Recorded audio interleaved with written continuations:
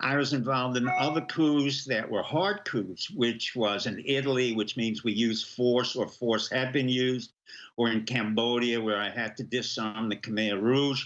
And ironically, now I can say because an Israeli operative died, I was involved in a coup, which Israelis did not know, the assassination of Rabin. This is the first ever heard of because I had interviewed Rabin and I found him to be exceedingly depressed. I related to one of Bibi's right-hand man, and in turn, Rabin was assassinated, not for the Oslo Agreement, but because he was so depressed he could not function. Israel be stunned on that statement. Hollywood is finished. When you get a movie like The Irishman, which cost $180 million and it's junk, I vote for the Academy Awards, and I'll vote for a movie like Harriet that cost $3 million. But 180 million for Robert De Niro, who doesn't even serve our country, who shoots his mouth off against the president, a man who's never had a formal education, a man who went to the Red School, which is a communist school, never really could articulate anything or write anything decent, shoots his mouth off, or Robert Redford, who had no education and comes out of Santa Monica. This is what we had out of Hollywood. It's finished. It's gone. We have the Roku. We have streaming. So Hollywood is finished. California is finished. What's becoming important? Texas. I've always said Texas in and of itself could secede from the Union and wouldn't need the rest of the Union. Underground Christian networks were key to the taking down the Soviet Union. And now Russia's becoming very Christian right now. And that enrages Hollywood. Well, the fact that, what should enrage Hollywood and should enrage all the Democrats is that they're too stupid to understand. We put in Vladimir Putin. I was involved in the takedown of the Soviet Union. And part of the Soviet Union, it's in the agreement 20 years ago, is Crimea. That Russia did not invade Crimea. Crimea belongs to Russia for hundreds of years. So all this nonsense about the invasion of Crimea or the Ukraine. And Dr. Pachenik, a lot of this sounds like to people like this guy sounds crazy, all these exaggerations, but I've actually looked at the history books. You did run the Camp David Accords, the only successful deal. You were involved with the Pol Pot stuff. You were involved in the Soviet Union. You've done all this stuff because you actually do work instead of sit around and talk about how you're an intelligence op and sit around in a bar bragging and patting each other on the back. It's Christianity that is being slaughtered all over the world. Afghanistan, Iraq, Pakistan. You want to send a missionary to Pakistan? Good luck. You want to send missionaries to different parts of Asia and China? Good luck. And what I'm trying to say, and I'm trying to convene all of these missionaries and these leaders of different groups into one group, but they don't want to do it. So part of it is our own problem within Christianity. Even as a Jew, I can say, look, I have the spirit of the Christianity. I understand what it takes to do this type of solidification within America to make it an export. China prosecutes Christians. Africa prosecutes Christians. The Muslim countries prosecute. Go to Saudi Arabia, to the great Mohammed bin Salman, who just did an IPO for $2 trillion, and ask the great Mohammed bin Salman, the prince, you know what? I want to set up a church near Mecca and Medina. Let's hear what he has to say. We're not supposed to exist. This broadcast is not supposed to be here. But thanks to something called free association and human will, thanks to you, we are broadcasting on hundreds of radio stations, over 100 TV and cable stations, and with our own large audience at band.video. But you are the win in the sales, viewers and listeners, the men and women in the arena. It's your word of mouth that is the only currency of the realm. Well, Dr. Steve Pachenik's been coming on the show 18 years. He's got a new, very censored book, and I've been interviewing him 18 years, and he never wants to come on about one of his books. I try to bring his books up, and he just, no, I'm not going to get into it. I got other stuff to do. He, of course, has written dozens of bestsellers. He was the main source for Tom Clancy, wrote a bunch of big books with him, was the Jack Ryan source in the book. Clancy openly talked about that. And now he does want to talk about this book, and we're going to do it extensively in the next hour, American Warrior in Crisis, Tales of a Political Psychiatrist. He is a psychiatrist and a lot of other things.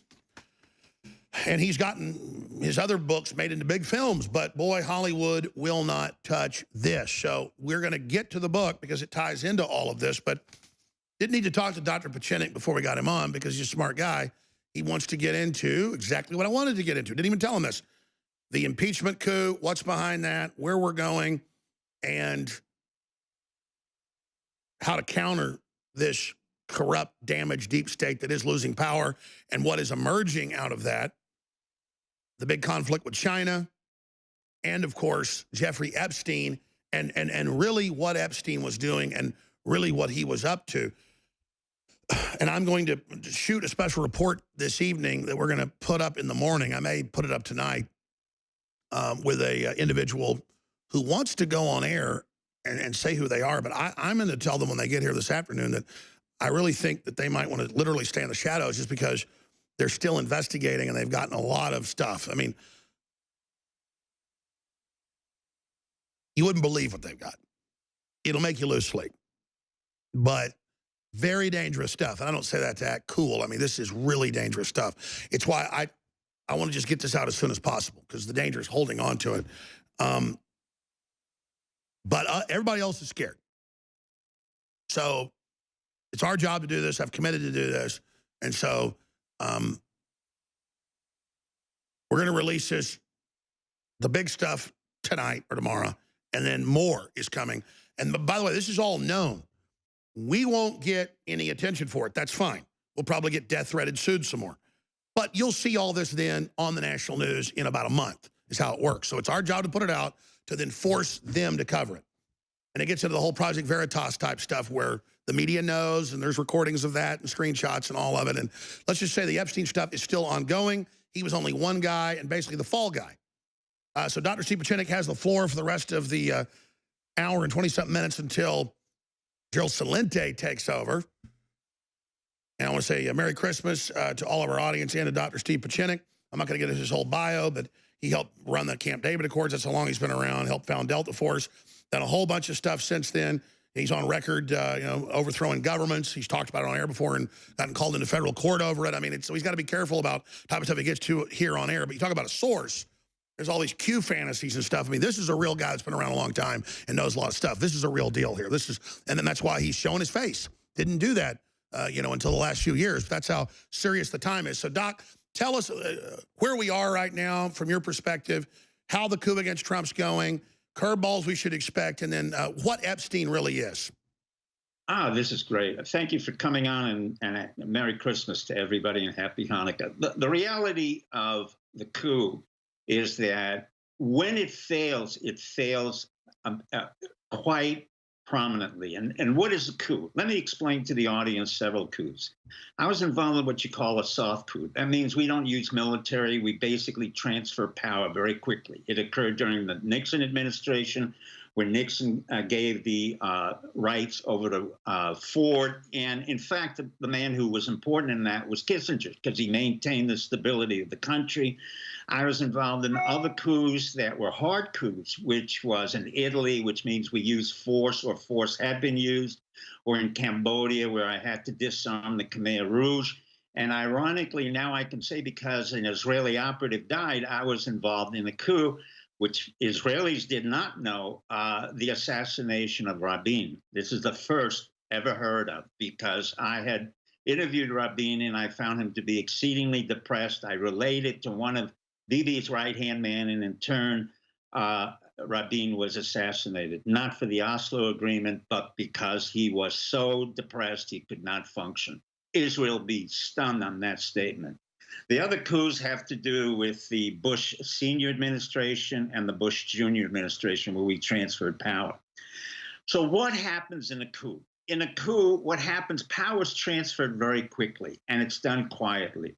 What happened in this case was that Brennan and Clapper and Comey, that was the CIA and the FBI, got together from the very beginning under the auspices of Obama and Hillary Clinton, the Clinton administration, to say, we don't want Trump. It was as simple as that.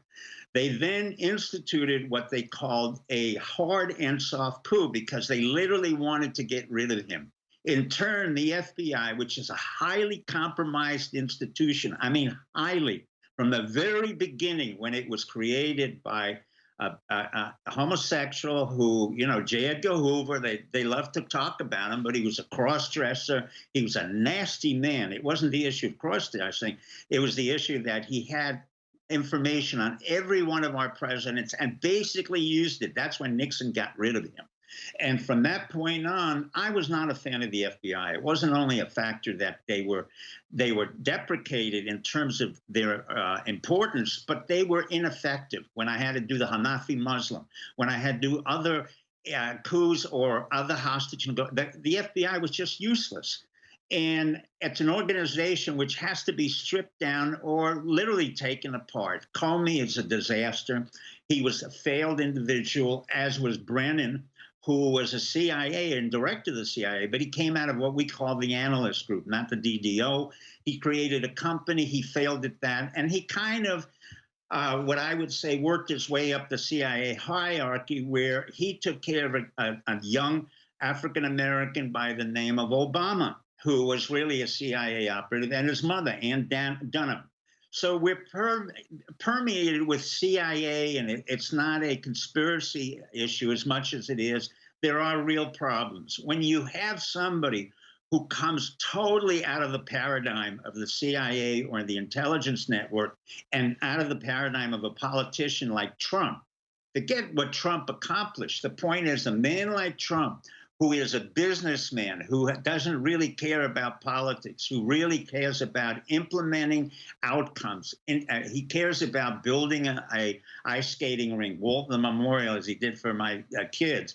He built a 42nd Street, Fifth Avenue, Trump Towers, then the casinos. He likes to execute tangible things. Exactly. What he says in between is not as relevant as the end product. But we have never had a president of the United States who was that efficient and that much of a businessman. They like to say they were businessmen. The Bush seniors like to say they were in Zapata oil, but they weren't. They went down all the way from the WASP Anglo-Saxons Northeast and went down to Texas to make believe they were oil diggers. And that's where Bush Jr. came out. He was an artifact. He wasn't Sure, they really were creating a Texas legend because nobody trusted the guys from Kennebunkport, Maine. Now you got it. So you had that type of individual created by the agency, a product of the agency, and came out of the Northeast. Then we started having a power shift down to the South, as I told you, to Texas, down to North Carolina, South Carolina, Florida. New York was losing power, Illinois. I want to keep you there. We got to go to break because you're giving a big picture, and we'll get into Epstein. Because you would come on the show like 15 years ago and say all this was going to happen, the EU is going to fall apart, and they're all going to fail. And people are like, oh, that guy's, I even thought you were being too optimistic, but it's all happening now. So I want to get into what's coming next as well. But first, hit Epstein. We'll be right back. What is the United States of America? Well, we're told its existence is bad now by the Democratic Party and others. No borders, no walls, no USA at all. Well, then what will we be? What is our culture? Hollywood, the communist Chinese, the out-of-control John Paul Junkers of Europe, and their sickening past? I mean, we're being told to give up our identity because it's bad. And didn't become what? The truth is our real identity challenges tyranny. And so they want us to hate ourselves, but there's a rebirth of nationalism, of patriotism. Globalism is in crisis everywhere. But they're going to strike back. But first, we got to set the table with the massive migration away from the blue cities, their death throes they're in right now, and what comes out of that, and then what we see happening in Israel, happening in Europe, happening here, and why they're so scared of Epstein. Who was Epstein really? What was he really doing? What was the Zorro Ranch? What was the eugenics? What was the breeding program? Well, we know pet projects of some of these globalists and their eugenics. I knew that before I ever knew about Epstein and the sex stuff. I'd seen him involved with some of these globalists in bizarre behavior. So, Dr. Pachinik, we'd run into break. You had predicted here, been on air 18 years with us, but you predicted, I remember 15 years ago, you'd say, oh, the Northeast and you know, the blue cities in the West, it's all going to collapse. It's all going to move there. And there's going to be the EU is going to fall. They're finished. And the Chi-Coms we're going to have a big war with them, economic, maybe physical in the next 20 years. They're going to lose. And I mean, that's all moving that direction. So please continue. Here's what happens. Epstein is an example of what happened in an institution. We're a republic, and Nancy Pelosi and the Democrats have had a real hard problem. And I had to instruct her through my videos that this is a republic. We are not a democracy. That means we're representational government. We have constantly had all kinds of factors within our republic that we've had to fight against. And that's correct, Alex. The reason we're very strong is that we're not really a soft nation. We're a very ruthless, tough, no nonsense nation. Part of that is the fact that within our own governments, as a republic, we have to clean out those elements which are destructive to the people. For example, Epstein or the CIA, as I said. For a long time, I have been against the CIA only because they have served the purpose in the 1940s and 50s. And I will get to the history because it relates to Epstein. The CIA had to have a very close collaboration with another organization called the Mossad. Why the Mossad? Because the CIA was created by Philby, the Cambridge Five. Within the Cambridge Five, they were all homosexuals who had been at the University of Cambridge in England. One day, a gentleman by the name of Moshe Dayan came in and walked with James Jesus Angleton, who was head of our counterintelligence, and he said, "Excuse me, but do you understand that your whole CIA has been infiltrated and created by communists?" As a result of that, the Mossad helped the CIA clean out all of the Cambridge Five, and then came in the WASP, the White Anglo-Saxon Protestants, the Frank Wisners who created Mockingbird, the others who came in and decided that we had to infiltrate the press, we had to control the media, and basically we had all the writers, journalists on the CIA payroll. As a result of that, the next movement was to have what we call doubling behavior. That is to compromise major politicians here and overseas and Prince Andrew and use them in like Epstein, who was a little Jewish man of no significance from Brooklyn. The same thing we had with Dershowitz. These were all Brooklyn Jews who thought they were smarter than they were. They had no real education. Epstein had never gone to MIT, never gone to Harvard.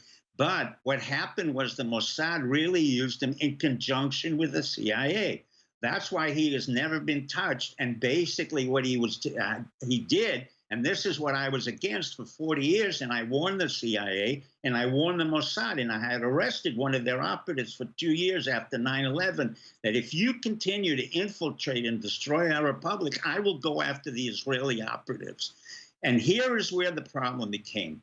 Epstein never died. He was never in prison. None of that is real. Unfortunately, Barr, who was our attorney general, it was his father that gave Epstein the job at the Dalton School, which was an all-girls school, and he taught mathematics. The rest is up to conjecture, but it's not, because I've been involved with the CIA and knew that they were highly compromised because of the Mossad. And as a result of that, the Israeli Mossad has used Epstein to compromise MIT professors, George Church, Minsky, even the president of MIT, Raphael Rafe, whom I said to him repeatedly, how can you still remain as president of MIT when you were compromised and you would have the Well, let's expand on that. I mean, you've got Epstein advertising that he's got these advanced, research programs, getting Bill and Melinda Gates, getting Warren Buffett, getting Oprah Winfrey, getting Ted Turner at these secret institute meetings that came out in the news 15 years ago. That's how I knew about Epstein. And the fact that, and then Zorro Ranch and these breeding programs. I mean, there's a lot of stuff this guy was on top of, a lot of weirdness. Well, the weirdness was, part of it is created. He himself was weird, but the key element here to understand in our business of compromising people or doubling them up is that you never use children underage. When you double up an operatives and you use a honey trap, which is usually a woman for a man or a man for a homosexual, you do not use underage children. And this is where the CIA has to be held accountable and the Mossad. But this is where Gina Haspel has to be accountable and all the operatives that have been involved. They're still around. They know exactly who they are, but because we do not have an effective attorney general, and I'm sorry, William Barr is not an effective attorney general. I find him highly compromised. I find the Department of Justice highly compromised. So they can go all play around and make believe that they're indicting the FBI or Comey, but the reality is Once you're implicated in a problem, you can't get out of it. When Barr said, oh my God, Epstein committed suicide in the cell by himself, give me a break, will you? There's no such thing as committing suicide in a cell by yourself. And then in turn, the story even got more absurd. That's why you become important as the alternative media, but it's the real media. So where did Epstein go? Usually we take these operatives and we send them off to Paraguay or wherever else. But he will never be held accountable, nor will the CIA, nor will the Mossad. And that's where people like myself come in and say, these days are finished. You can't get into this kind of stuff anymore. And then they'll say, oh, well, he's a Trumpite, or he believes in conspiracies. And that's why my book couldn't be published. I have the William Morris Agency. They're nice people. We're going to get to that next hour, because I want to spend a lot of time on your book. But let's just go back. It is true that the body they took out on the stretcher has a, and this was mainline photos, AP, you name it, is not the same ear. The ear doesn't even look halfway the same. Put that back on screen, please, guys. And that's from the photo the Daily Mail everybody ran. That is a real photo, and it's not even the same ear. Looks nothing like it. It's absurd. I mean, for a man, I mean, think of it for a minute. You know the dynamics of suicide and other people. You can't commit suicide by yourself in a cell. I've run the criminally insane wards at St. Elizabeth. Not with the paper sheets. No, of course not. And for William Barr to come up and to pronounce these nonsense and then say there was a storm of circumstances, this compromises Trump. So I would fire Barr. And I've said all along, where I find Trump is weak is he's not tough enough. I do not think he has people within the White House. Well, you said that about all of them 2.5 years ago. So stay there. This is what I want to get into, because you mentioned it. I want to finish up with the impeachment coup, what you think Trump needs to do. And then I want to get into your book, because people aren't supposed to hear this. The big publishers that have published your other stuff, they wouldn't even touch it.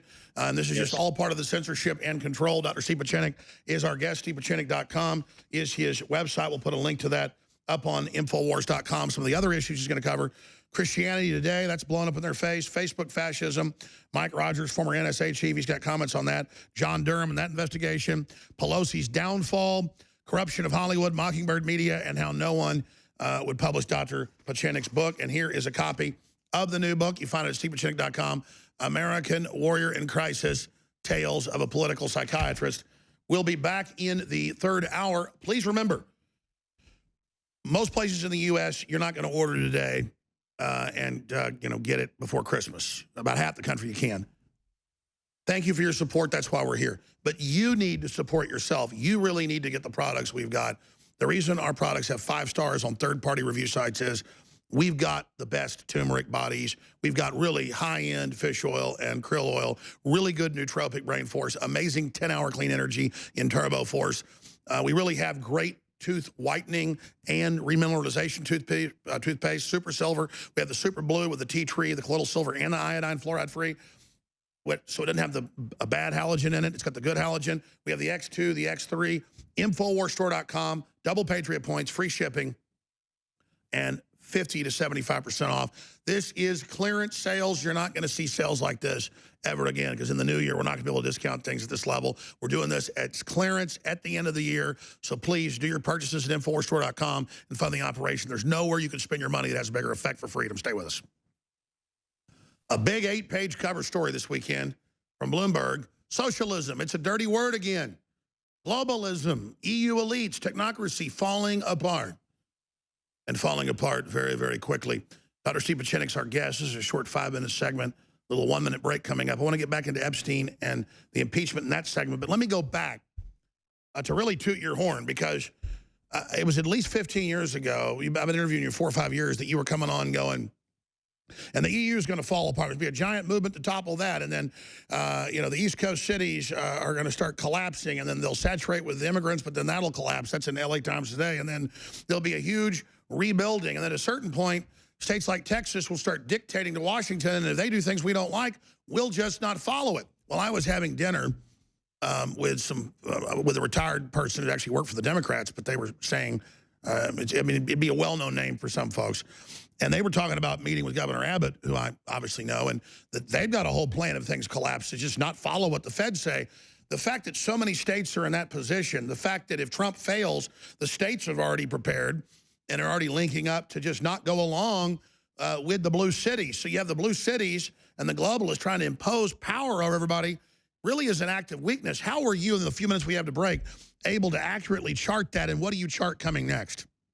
It was very easy for me to chart it because, number one, the worst thing that the Northeast had in the Midwest and California was huge taxes. So what happened is the hedge fund guys, the multimillionaires, and the middle class all moved down to Florida. They moved down to Tennessee. They moved down to the South. They moved down to Texas, where there were no taxes and it was easier lifestyle.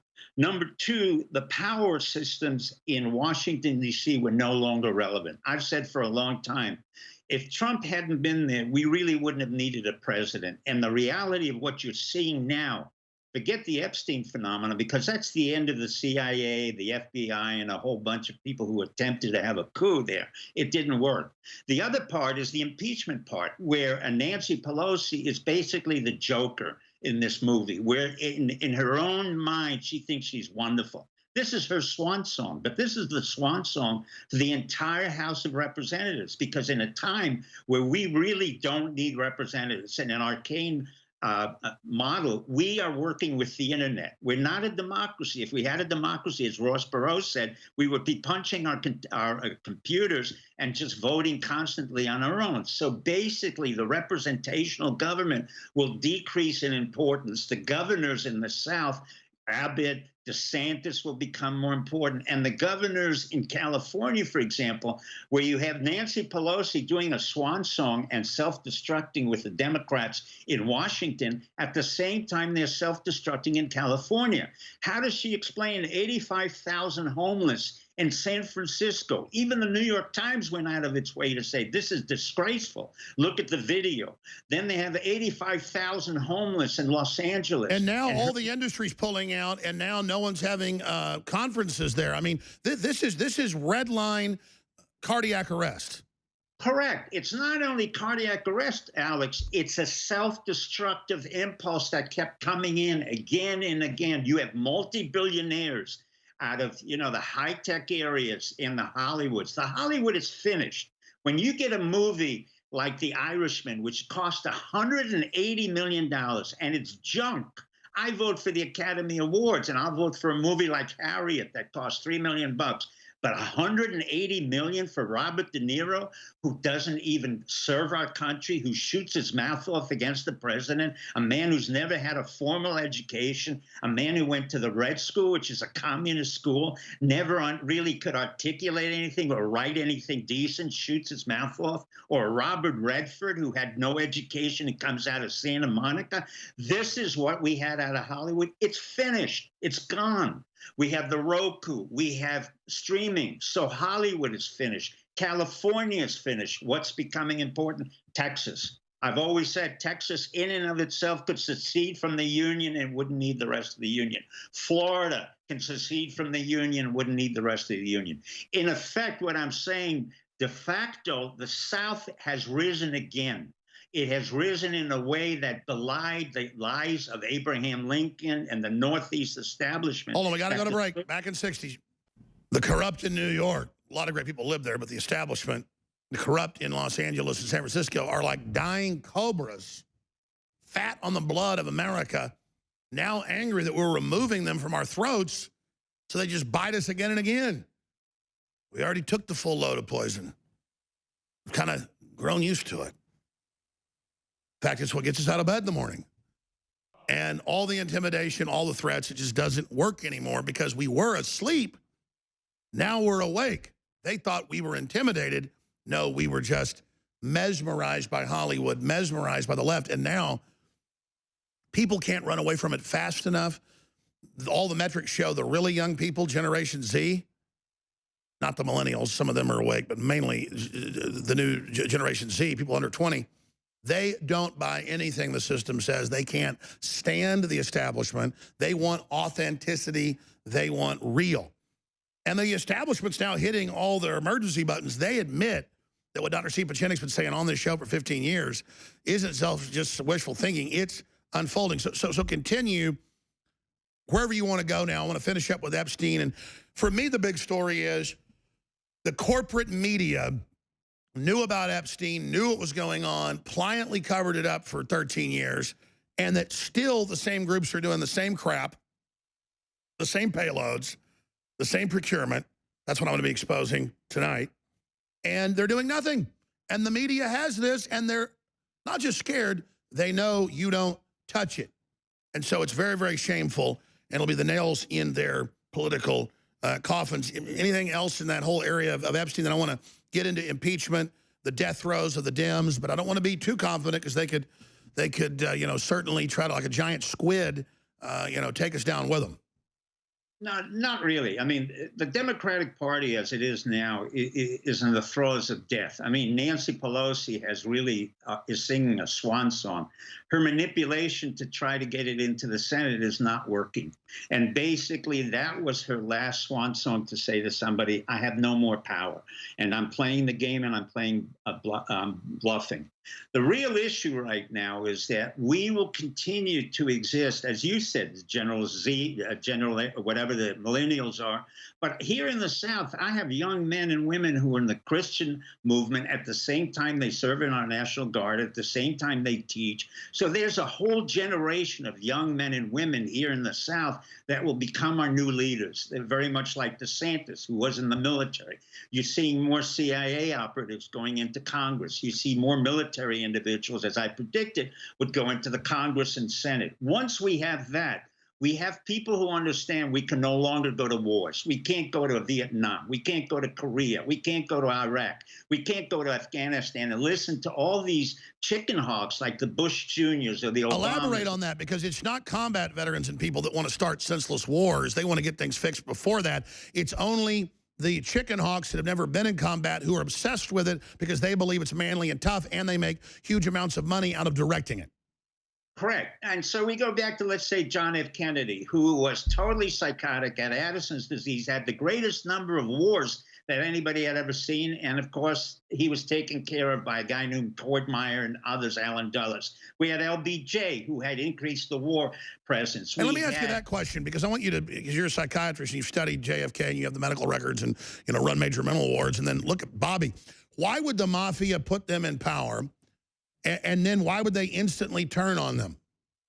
Because number one, you got to understand, Joe Kennedy and what's happening now with the Epsteins, the Bronfmans and the Maxwells were all part of the Jewish, Italian, Irish gang that came out of the Bronfmans making alcohol in Canada, transporting it through Joe Kennedy's trucks into Cleveland, where Luciano and Meyer Lansky were then distributing it out to all of the distribution channels. And basically that type of coalition has been there for years. That's why you had the Maxwells involved in the Epstein case. You had the Bronfmans involved in the Epstein case. It was an antiquated system that was reignited by the CIA and the Mossad. Those days are gone. That's finished, because the CIA and our intelligence systems really isn't all that good anymore. Gina Haspel has never been held accountable for torturing people. In other words, we have a system that really holds nobody accountable for anything. Gina Haspel has not been accountable for this. Epstein was not accountable. The people who ran Epstein is not accountable. The presidents who ran 9/11 and did false flags into Iraq and Afghanistan, Cheney, Bush Jr., Obama. Sure, so going back to Epstein, it's obviously being used as a set piece to try to blackmail in different power structures, but it is a big detonator that could blow them up, because it obviously feeds into a whole bunch of different networks and groups. What are you expecting to happen with that? Where do you think that's going? And what would you advise Trump to do? What I would advise Trump to do is fire half of the people. I've never seen so many people in the White House, particularly 2,000 people on the NSC. That is absurd. I would start, getting rid of all of these people in the White House, decrease it from about thousands to a couple of hundred, the way James Baker ran it, the way it was run under the Schultz administration, a very tight administration. The Epsteins of the world are finished. There's no accountability, and they're not going to go back to an accountability. Because if they start that accountability, a lot of people would be in prison, and they can't do it, and nor do they have the guts to do it. And Barr is going to be one of those people who would have to be held accountable for this nonsense to say, oh, yeah, well, we had a prison guards, but they were asleep.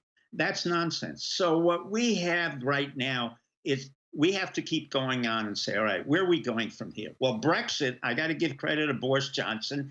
He really came to a point that I didn't think was possible. And the reason Brexit occurred, and I could predict it, was that France was trying to neutralize Germany in the 1950s, and they created the EU.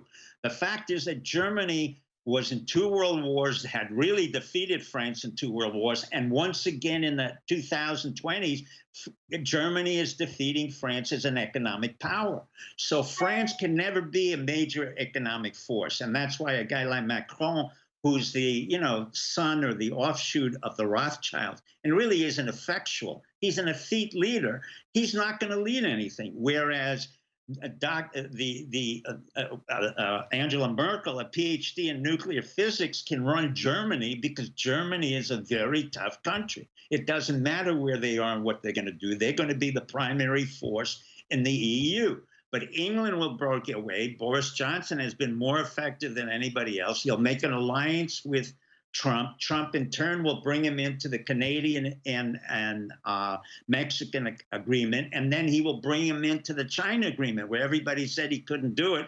We're going to have an agreement with China. At the same time, we do have tensions with China, and I predicted that in one of my books, Pax Pacifica, Blood Heat. I said that the Spratly Islands would be populated by the Chinese 20, 30 years ago. Well, the Chinese are all over South China Sea. And now they went into a country that I helped to create through the Bush administration, and that was Cambodia. It was I who put Hun Sen, who's now been a leader there for 37 years. And we used to say then, 37 years ago, that the warmest part of Hun Sen was his glass eye. But he was a Khmer Rouge. I had Pol Pot. I had Khieu Samphan, and we had to make a deal, which was called the Paris Peace Accord, 1991, which I write all about in the book in detail. I had to bring back criminals to put them into a peace treaty, along with Claude Martin from France, the Russians, who were very helpful, and other countries that were helpful in putting together Cambodia. Now, where is it 37 years later? The Chinese came back and building airfields for their military jets, for their warships, and we're losing that. So we need a more sophisticated Secretary of State than Pompeo. He's supposedly smart, but I haven't seen it. He tends to go into every field. He tends to have a short attention span in these fields, and then he leaves. He's not a strategist, although he's all right, stay there. I want to get into this whole list of things. I want to get into your book, and I want to get into more of how you see the election and the impeachment and coup unfolding. We'll be right back. I'm Alex Jones. Dr. Steve Pieczenik's our guest. Infowars.com. Tomorrow's news today. All right, I've got a lot of questions for our guest. And in the last segment of this hour, I'm going to open the phones up for like 5, 6 people just to ask a quick question of Dr. Steve Pieczenik.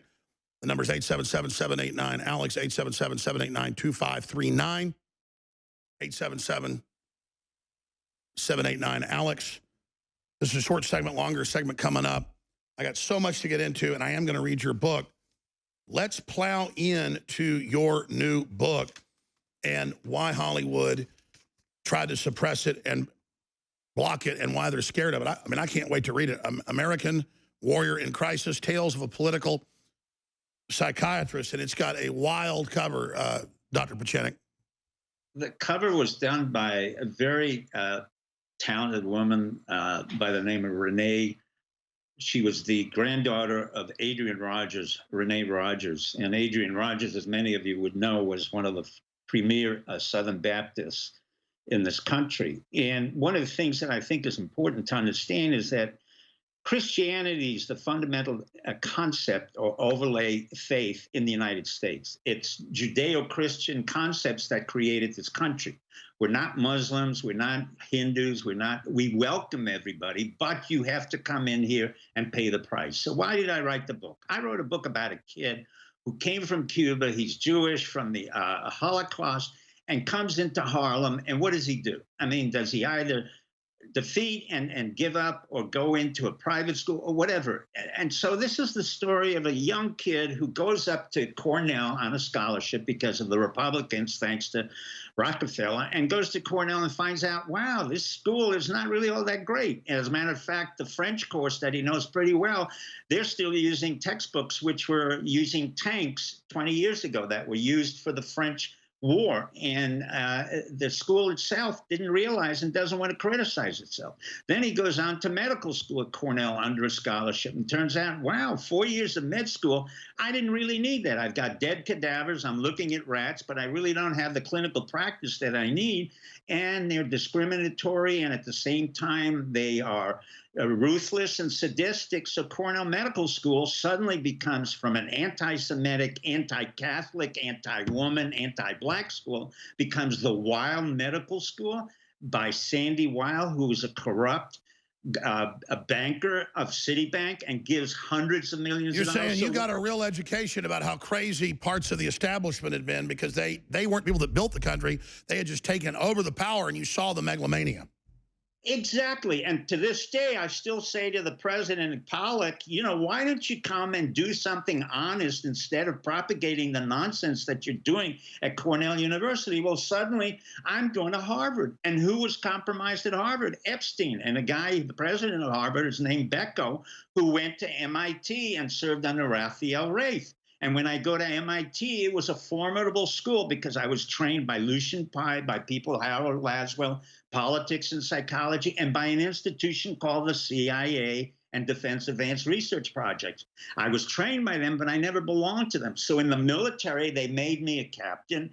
And at the same time, I was a DAS and a medical doctor, but it allowed me, because I tend to be bold and not self-righteous, I can come in and say to Jimmy Carter, look, you're not running the Hanafi Muslim situation very well. I'm going to take it over, and you can fire me or you can subordinate me. It doesn't matter, but I'm going to take out the 500 hostages that are out there where the FBI messed up and you messed up, and then we're going to save them. And that's what happened.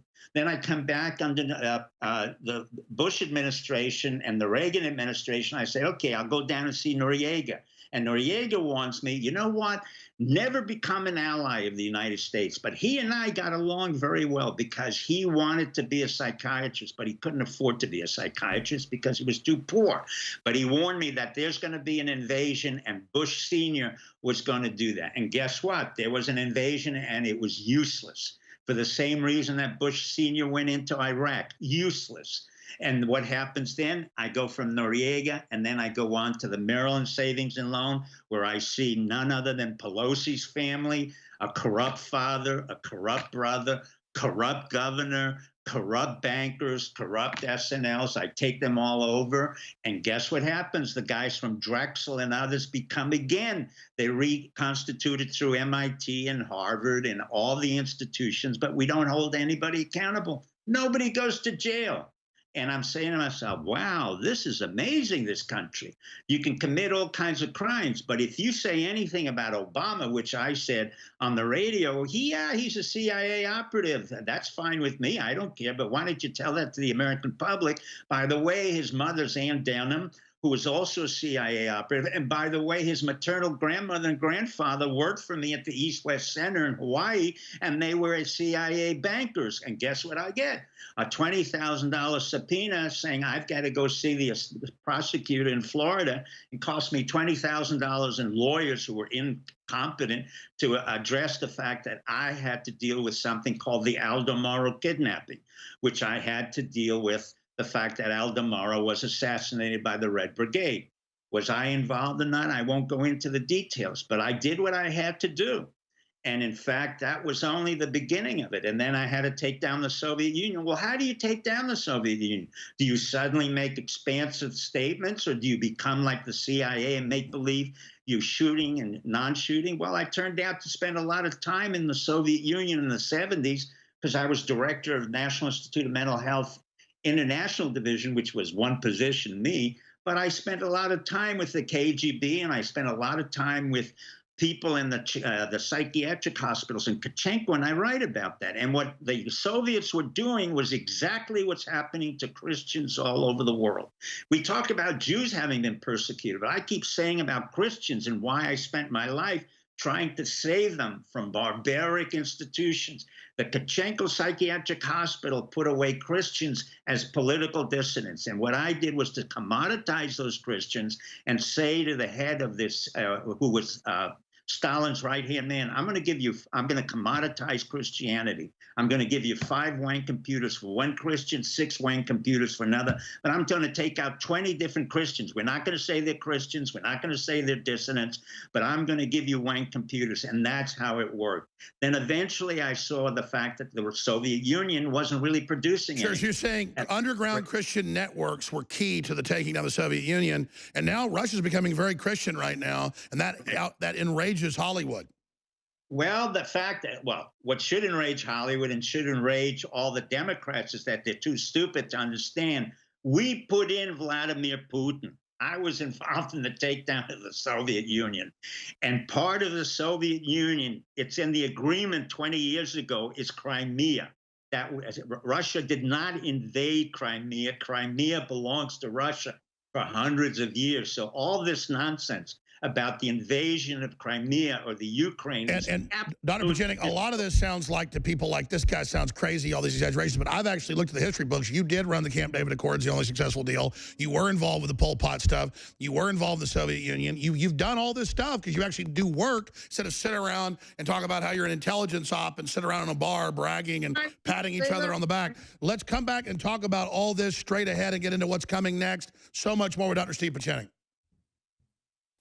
Monday through Friday from 11 a.m. to 3 p.m. We're here live. David Knight, weekday mornings, 8 a.m. Owen Schroyer, The War Room, 3 p.m. Central every day. Tonight, 6 o'clock, we're going to air extended coverage of the Clinton body count documentary film at Band.video and on the radio and TV satellite feeds. And I'll be there with you. And then sometime tonight or tomorrow morning, I'm going to release this bombshell Epstein information. All right, Dr. Pachenik, very interesting book. You've got a lot of best-selling books, and you never wanted to promote them on air. So I'm kind of picking up from this book that I haven't read yet, that it's a memoir of a lot of the amazing things you witnessed, that you saw from your very varied life and all the interesting places you've gone. And I would guess, you know, a lot of this bird's eye, but also fly on the wall level view is information that really nobody outside of a very few people has ever been privy to. So this is really a groundbreaking book. It's in many ways, it's groundbreaking. It really is just a simple story, which I wanted to say, look, I'm a refugee, came to the United States, and I was asked to serve in this country. And I said, fine, I'm more than happy to serve. I was the only one who was drafted out of 88 doctors in my medical school. And I knew that. And I said, fine, if I'm going to serve, let me tell you what, I want to be the best educated cadaver on any battlefield. And they sent me to med school, residency, and MIT. And as a result, I served the military. I was at a rank for about 10 seconds of Rear Admiral, but I never accepted a uniform. I never accepted a rank, and I didn't want to get paid. And to this day, I still work with different elements of the intelligence community because that's my service, and I'm proud to give it. And here's the next thing I want to get at. Give us your gestalt or an approximation of the current battlefield state, who the main blocks are, what Trump's doing right and wrong, because this is beyond censorship. Big tech now has AI in control, blocking photos of Melania saying it's hate, blocking photos of yours truly. Women at the shooting range, women saying they like Trump, they're being blocked. They're being told you'll be banned. So there's real, beyond 1984 surveillance in place. They're blocking the political advertising while letting Democrats operate advertising under the guise of news. Sure, the Republicans have raised more money, but they can't spend it because they won't let them. This is fundamental tyranny. So I get you don't interrupt your enemy when they're destroying themselves. The Democrats are in trouble. It's blowing up in their face. I understand that. But we're barely able to stay on air, and we were a bigger organization that had other ways of getting stuff out. Everybody else is being destroyed. Trump keeps saying he's going to do something, but we're not seeing that. Meanwhile, big tech, as you know, has moved to China. They've demanded the code keys. Apple already did it. Now next week's the deadline, the new year, where any company in China has to basically give access to their members' files we talk about a national security crisis. And of course, I'm sure there's some plan to have stuff that sets the Chinese up within that. I'm sure it's a trap. But still, this is all just incredibly out of control. And I get we're going into a war footing with China. That's good. But beyond Huawei, Apple basically acts like, worse than Huawei. And Trump's parading around with Tim Cook. I don't disagree with you. And that's one of the problems I've had with Trump, that he isn't strong enough to demand new personnel in the White House and fewer. One of the elements that's coming to the forefront in our administration and in the Trump administration, I can't go into detail for other reasons, is the fact that we're getting into cyber command and cyber control. In the beginning, for the past 10 years before, I was involved with a gentleman by the name of Keith Alexander, who was really the father of cyber control and cyber command at the NSA. Then it was given over to Admiral Mike Rogers, who did a brilliant job. He came out of the Navy, and he was the one who said, look, this is what the reality is. This is where we're headed, and this is where we're going. And now we have a General Nakasone who's involved in cyber command. I can't go into the total details, but I can say this, that the problem of the present companies that are too large and too big and out of control is real. And if they continue, there will be legislation and there will be demands from within the government, and it will come from the military side of the government, which is also civilian, because Cyber Command now brings in both civilian and military elements to say, okay, you guys have too much power and we're going to start breaking it up. And that's what you're going to expect to see in terms of Facebook. That's what Zuckerberg has to face. You're going to see that with respect to Google, which is totally out of control. And the irony was I brought in the founders of it from the Soviet Union when they were just kids, 7 years old. Now I'm monitored and I'm demonetized as you are. And here's the irony. You bring in those very people who are now going to create the very element that might destroy me or you. But at the same time, I have full faith that we can continue now and that Trump will be stronger in the next administration. I believe he will be elected. I believe the impeachment has no relevance whatsoever. There's a lot of noise.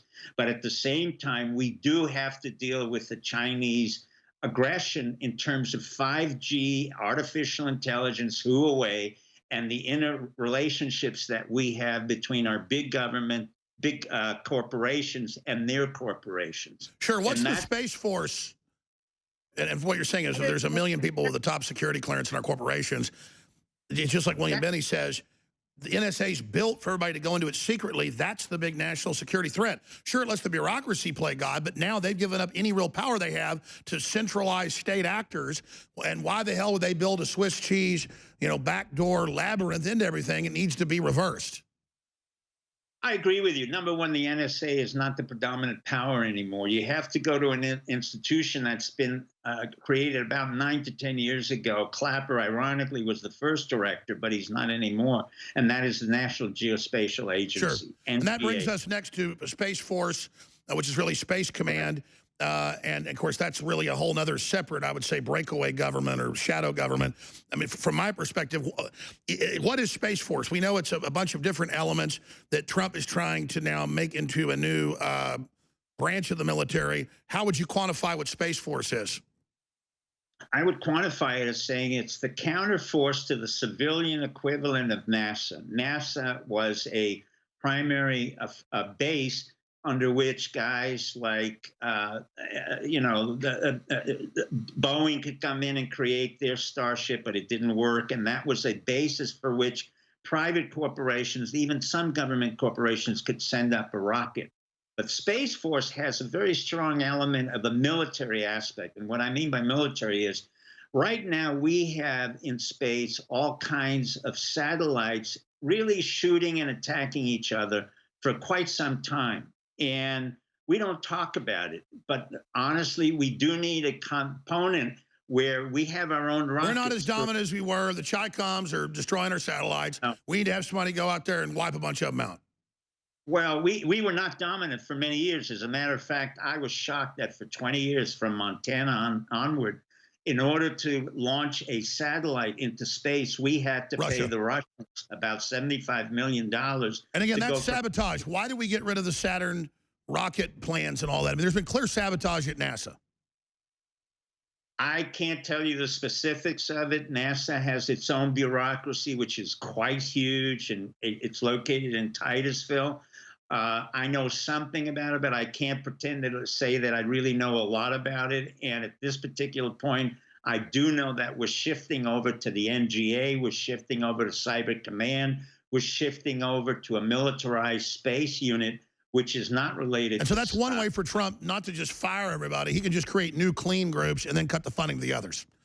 Well, that's correct. But at the same time, he does have to start firing. And that cannot, he has to have somebody inside who can say, no, no, no, this has to be cut. You can't have 75,000 people at the State Department. It's an antiquated institution.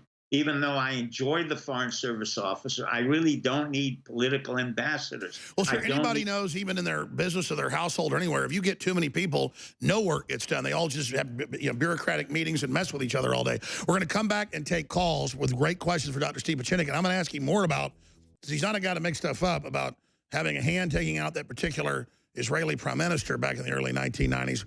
I want to ask him about that a little bit more, and then Gerald Celente, always informative, is coming up.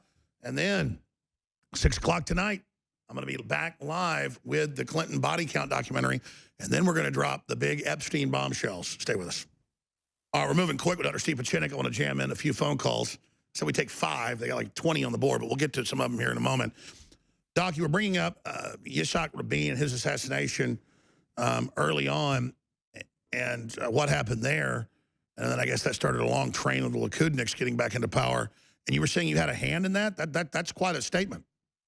Well, the statement is this. I had gone to see him as an officer of the State Department. And because I was a psychiatrist and I was with someone else I don't want to identify, I basically saw clinically that he was exceedingly depressed. And I asked him, is there anything we can do to help you? And he was just slow talking, slow movement, and all of that. And I mentioned it to somebody I do not want to identify, who's dead now, who was one of the key operatives in the Mossad, and he worked in the United States. And I said, you know, you've got to deal with this a prime minister. And it wasn't an assassination that I had in mind. On the contrary, I was thinking of, you know, asking him to leave and then treating him. But the reality was that Yitzhak Rabin knew very well that he was totally depressed. And when he was asked, actually by the Shin Bet, the head of the Shin Bet, as I understand, you know, do you want anything to protect you, or, you know, any bodyguards? And it was revolving around the Oslo Agreement. And I was not involved in the Oslo Agreement. I didn't think it was much of anything. It was just a lot of hoo-ha that Clinton and Dennis Ross and others created, which wasn't equal to what was done in Camp David Accord. And Rabin said no, he didn't want bodyguards and he didn't want a bulletproof vest. And that was the last I had heard about it. And I knew very well when the assassination occurred and it was supposedly over the Oslo Agreement and its support, I knew that wasn't really the case. But be it as it may, that was an indirect way of saying, you know, there was a problem in Israel and they had to deal with it. Now, Israel has this problem right now with Bibi. And I've said it many times before. His father was one of my teachers at Cornell University. He was, I think, totally out of control. Bibi is a total narcissist, self-aggrandizing. He's kind of a quasi-terrorist who's holding Israel hostage to his narcissism and the fact that he's fearful he's going to go to prison. Well, he's corrupt. His wife is corrupt. That's obvious. And Benny Gantz, who is the far more serious candidate and is a general in the Israeli army, was the chief of the Israeli army, should have really been the leader. But Bibi is so self-centered that he realizes that only his narcissism is what's key to the state of Israel. And in fact, the state of Israel really has to get rid of Bibi and continue to be what it was and is a formidable high-tech company which produces an incredible amount of... Okay, but I mean, why then do we see like the Rothschild economists, everybody want Bibi out? I mean, what's the fight going on there? the I didn't know the Rothschilds want him out. I don't know very much about the Rothschilds per se, but basically, the people who want him out is the fact that he is a corrupt individual and he doesn't want to face that. What about Ehud Barak hanging out with Epstein? Obviously, was he managing honey traps? There, now we have a very interesting story. Ehud Barak was highly compromised, and he had been in intelligence. He was in the military. And once again, when you are dealing with the Israeli Mossad and you're dealing with Maxwell, who was a Jewish immigrant from the Holocaust, and basically was one of the key elements in the Mossad, working with Epstein as his daughter, Giselle McKenzie, who they can't find. I mean, in all of America, the woman who pimps for Epstein, you can't find her. That's an amazing phenomenon. That has the credibility of the fact that Epstein, killed himself. So that, again, we have this issue of credibility. We have this issue of, consequences. And we're not a country who follows through. And in a way, Israel is trying to follow through because they're saying, you know what? You're going to jail, Bibi, no matter what. You're going to end up in jail, and we're going to throw you out. So eventually, I predict that Bibi is going to leave, and Benny Gantz will take over, and hopefully Israel can turn around. Let's take a phone call here. Sean in New Jersey, you've got a question for Pachenik. Go ahead. Thank you, brother. I would like to say Merry Christmas and Happy Hanukkah, and God bless the both of you, sir. I thank you so much for coming forward. You have no idea what it means to have us hear from you. Well, go ahead and get your questions. Yeah. Thanks, Sean. Time press. My question is there anything that we, the people, the oath keepers, former military, law enforcement, is there anything we can do to come together to show President Trump that no matter what, we're with him so he can start expediting his actions? What do we do to get Trump to get tough and go after the deep state and not just put up with their crap? That's an excellent point. I think you should all get together within your own groups and start writing letters and, sending Twitter or however you want to communicate to Trump that we support him, but we need to have a tougher approach in the next administration. We have to start cleaning up. And by the way, he does listen to the people, and a lot of it gets to him. So everybody, I mean, you have a chance with this president. He actually values what the general public says. That's a fact. And so absolutely, you got to go bullhorn the White House, go to his events, stand in line, hand him a letter. It really works. It does work. And I think what Alex said to you is exactly correct. And I know people here in the South who do go to his rallies and they do attend and they do send in messages. But I think the Oath Keepers should get together and as an entity to really say, look, we want a tougher government. We want a smaller government. We're paying our taxes. We want fewer taxes. And we don't want as many people in the government. So let's start firing. And one of the things we do want is an infrastructure capacity where we're repairing our bridges and we're repairing our roads. He's been trying that, and the Democrats have literally been blocking it. Thank you, Sean. Great question. Jeff's got a question in Texas. Jeff, you're on the air with Dr. Steve Pachenik of stevepachenik.com. Go ahead, Jeff. Hey, yeah, I just want to say I love listening when Dr. Pachenik's on. I think he's the best guest you got, Alex. Anyway. If we get rid of the CIA, like you were talking about, Dr. Pachenik, what do we do in terms of knowing what other nations are doing, since other nations are going to continue to spy on us? Wouldn't you just have a unified presidential and congressional directive of the mission, then have it through the 5 different military agencies, and then basically scale it back, and then actually only act on real issues instead of trying to be a huge bureaucratic control arm and be snooping on everything? Well, you have a point. It's not just getting rid of the CIA. We have 16 different intelligence units that really don't work together. And then we have a 17th element, the DNI, that was created after 9/11. We don't need that. What I need is one integrated force which really brings it all together and uses human. We're not very good in human. I have to tell you that.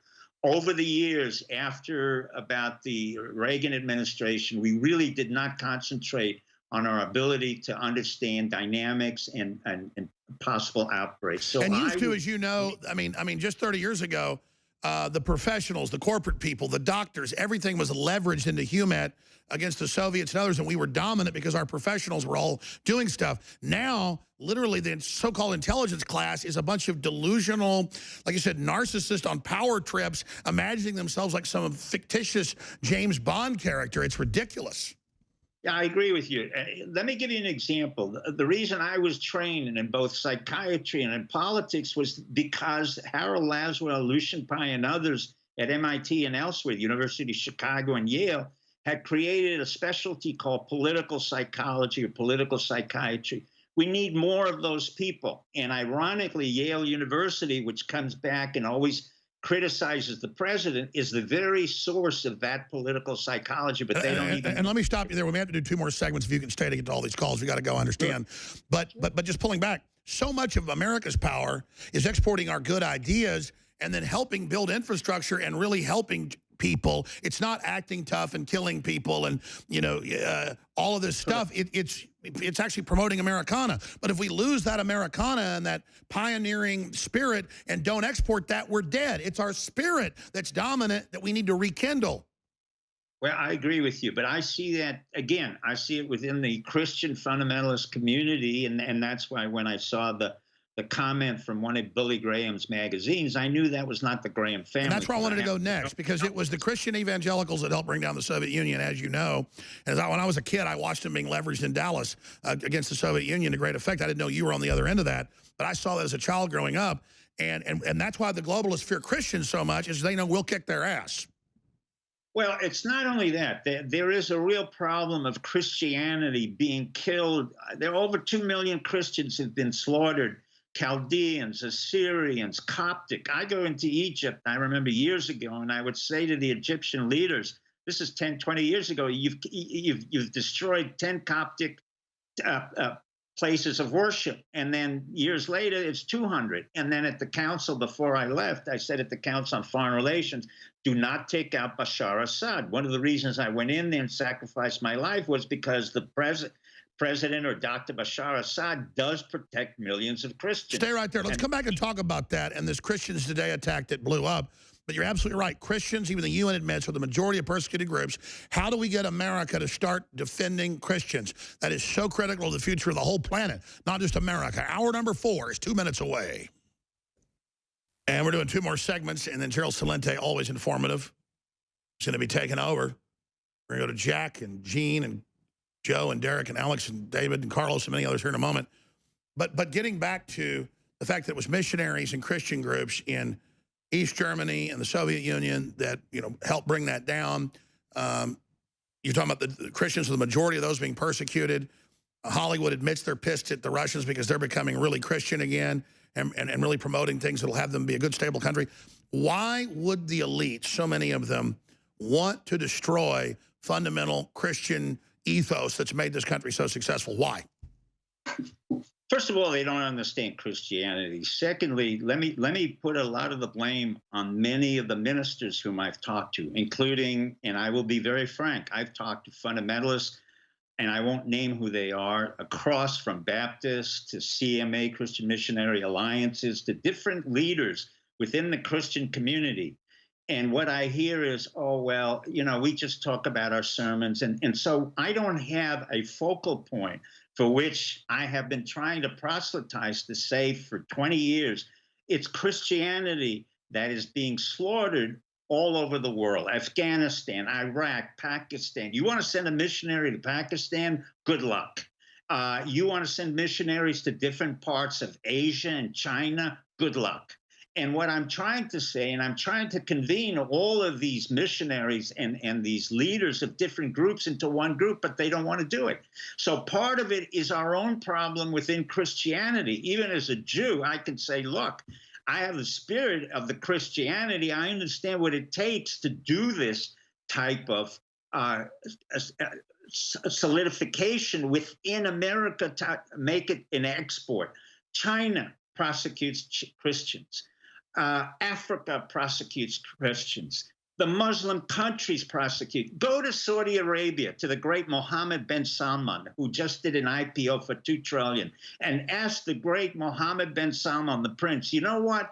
I want to set up a church near Mecca and Medina. Let's hear what he has to say. You can go to Iran, and I can tell you that the Christians are treated well, not incredibly well, but the Persians have no problems with the Christians. Go to Saudi Arabia.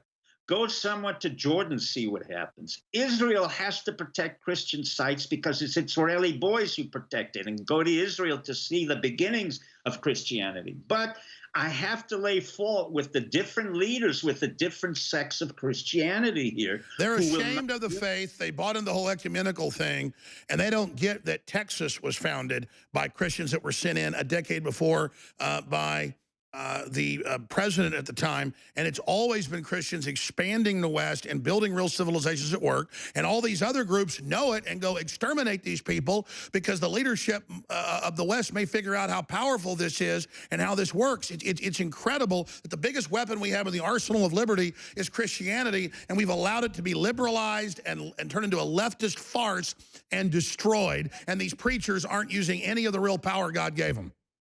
Well, let me put it this way. So let's be fair. Number one, we have a problem. I've had a problem with the Catholicism. Not that I'm anti-Catholic. On the contrary, my aunt was a Catholic, and I used to go to a church in Albion, Toulouse. But I have a real problem because Pope Francis had been involved with the junta in Argentina in the 1970s, and I had asked Vance to go down and either arrest him or deal with him as a terrorist because he worked with the junta in Argentina and allowed and supported the death of 3 to 4 of our nuns, American nuns, and 2 of our American Jesuit priests. From that point on, the church was already stigmatized, Catholic Church, including all the pedophilia, which has never been addressed. So nobody was held accountable. None of the archbishops were held accountable. Some of them are going right now, but Pope Francis was one of the biggest criminals of all. I said he was a terrorist, and they didn't want to accept it. But the fundamentalist Christians can't get along with each other. There has to be an ecumenical council wherein in America they get together and understand it. One of the most powerful tools I had in the Soviet Union was not my ability to manipulate. It was my ability to insert Christianity through Pope John and the Greek Orthodox Church and the Russian. Stay there, back in 60 seconds. And who's in command? The American people and their will to not be slaves. And we're just a focal point of all that. Steve Pieczenik is our guest. Got his new book out. Find out more details at stevepieczenik.com. Says he'll come back during the new year. Let's run through a bunch of calls here. Here's one. He's a psychiatrist. We can't diagnose him at a far here, violate what is that, the Goldwater rule. But Jack in Wisconsin, you got a question for Dr. Pieczenik. Go ahead. Okay. Hey, Jack. Hi, Dr. P. I got 2 questions for you. The first one is last time you were on with Owen, you went on this great talk about how majority of U.S. presidents were under one form of mind control or another. Do you believe President Trump is under any form of mind control? And if so, what type? No. What I said basically is that the presidents had different illnesses. John F. Kennedy had Addison's disease. A few of the others, Reagan had dementia, which was earlier than anybody thought. Trump is, quite frankly, quite healthy. And as a physician, I'm amazed that he can eat what he does and ostensibly doesn't even exercise. He does have incredible genetics, and the family's known for those. Yeah, I understand. I mean, as a German loading. And also what people don't understand, and he doesn't say much about it, his uncle was a famous MIT professor, and he never talks about him. And I'm just amazed. He's quite modest about his family.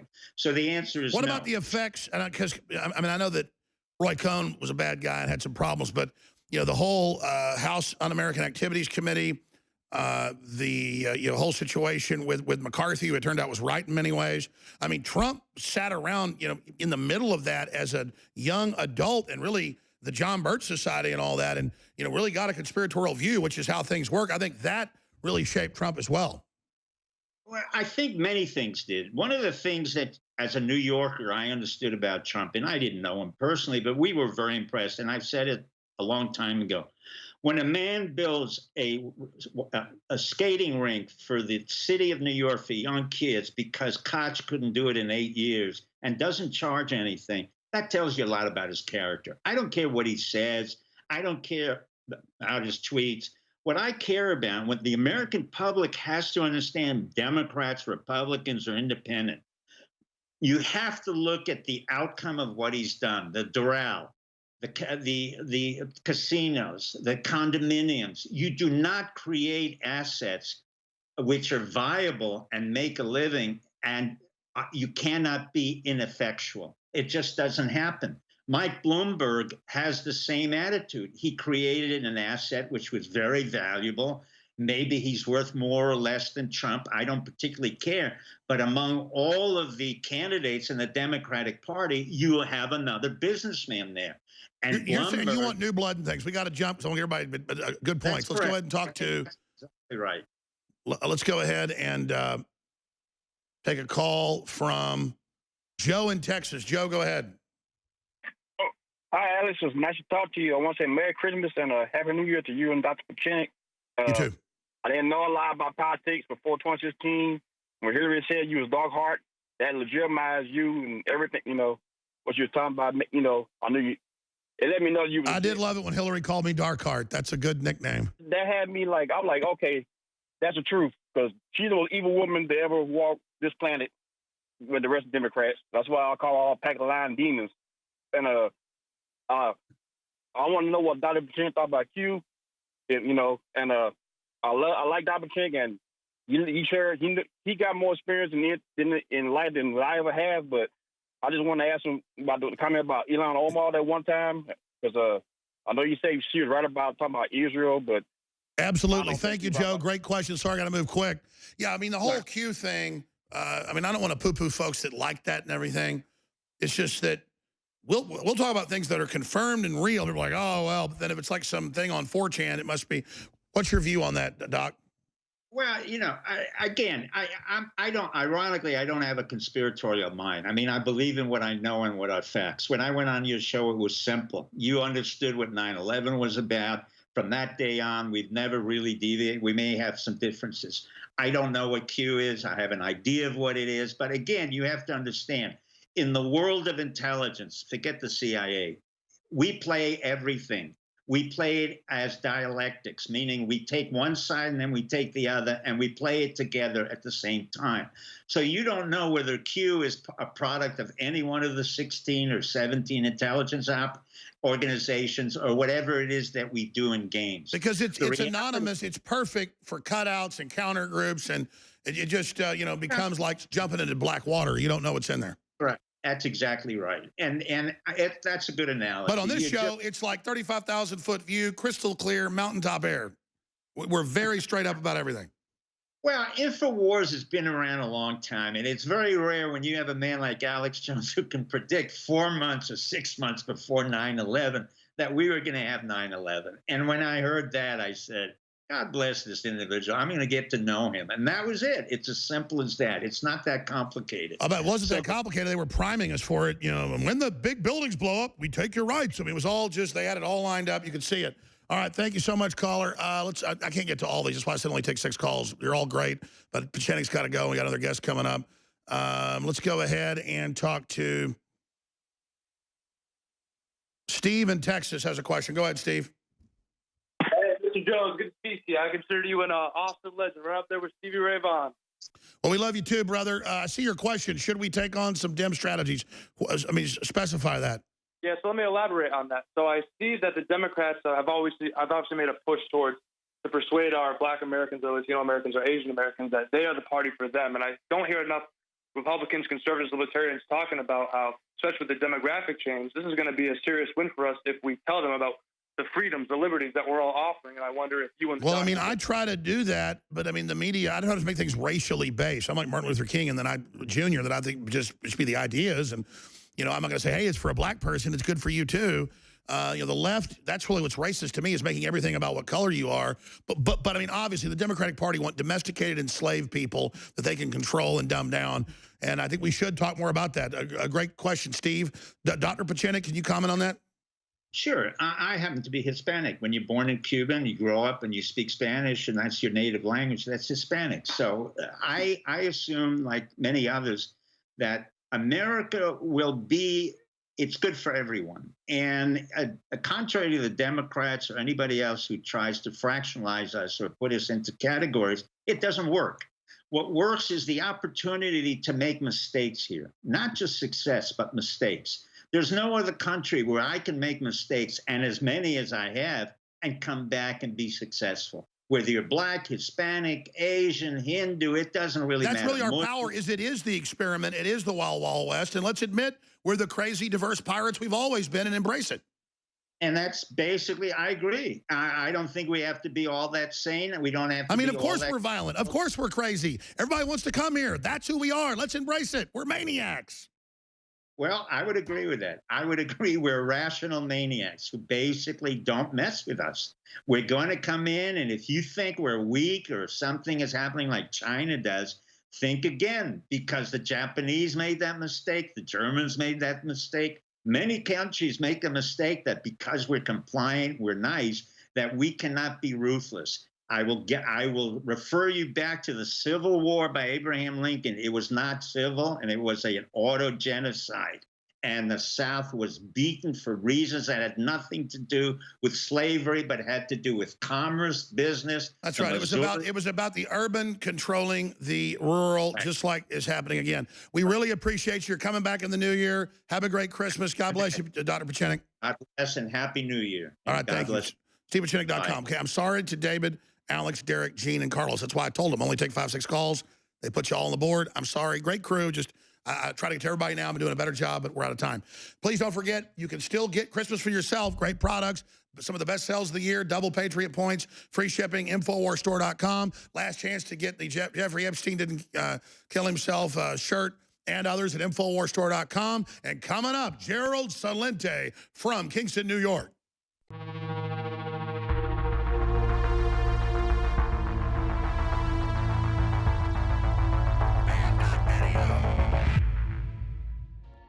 Now it's easier than ever to have band.video on your iPhone. Simply go to band.video with your Safari browser. Then you click the share button at the bottom of the screen. When the menu comes up, you simply click Add to Home Screen. It will then ask you to name the app. I suggest band.video. You will now have band.video app on your home screen, despite the fact that Tim Cook tried to stop it. The globalists think you're lazy, but by taking a little bit of action, you can override them, have the app, and then tell others about it so they can get the app. So it's up to you whether you want to defy big tech and click the share buttons below on your email, on Facebook, on Twitter, on YouTube, however you want. Be sure and share band.video.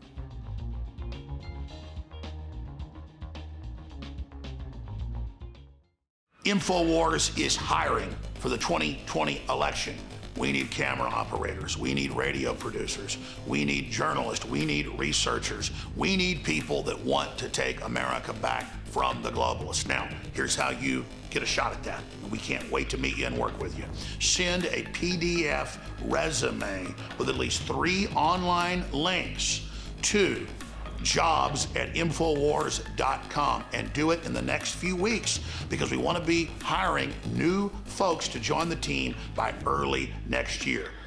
2020 is so critical, ladies and gentlemen, and we need the best people with the best minds that want to stand in the face of the tyrants and take action. So again, please send your PDF resume with at least 3 online links of your work to jobs@infowars.com. We're looking for men and women that want to live in a free country and a free world.